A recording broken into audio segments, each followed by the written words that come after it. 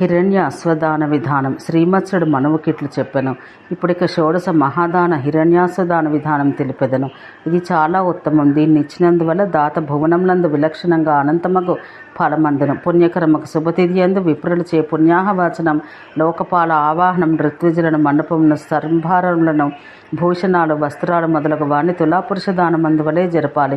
స్వల్ప ప్రక్రియతో జరపదలిచిన వారు ఏకాగ్ని విధానంతోనే ఈ హిరణ్య అశ్వదాన యజ్ఞం జరపవలను. బంగారు గుర్రాన్ని తన శక్తిని అనుసరించి 3 ఫలముల కంటే ఎక్కువగా సహస్ర ఫలములకు మించని బంగారంతో చేయించి దాన్ని వేది మధ్యమందు కృష్ణాజనంపై నోవులైందు పట్టు వస్త్రంతో చుట్టి ఉంచాలి.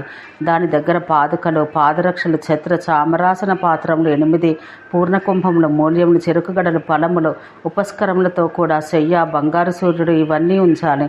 తర్వాత యజమానుడు బ్రాహ్మణులు చే సర్వౌషధి స్నానం జరిపించుకొని దోసిట పువ్వులు పట్టుకొని ఈ మంత్రం ఉచ్చరించాలి. సర్వదేవేశ మత్స్యరూపాన వేదాలను తెచ్చుట ఎందు ఆసక్తి కలవాడా, హయగ్రీవ అశ్వరూపంతో నీవును మమ్మ సంసార సాగరం నుండి రక్షించము. భాస్కర, నీవే చందోరూపమును ఏడుగా అయి లోకములను చేయుచున్నావు కావున ఇటు నీవు మమ్మ రక్షించము. ఇట్లు ఉచ్చరించి ఆ అశ్వాన్ని గురువును కర్పించాలి. దాని ఫలంగా పాపక్షయమగట వల్ల శాశ్వతమగు భానులోకం పొందును. తర్వాత యథాశక్తిగా గోవులతో ఋత్విజులను పూజించాలి.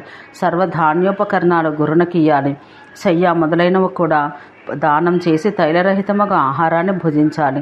పురాణ శ్రవణాన్ని, భోజనాధికమును జరిపించాలి.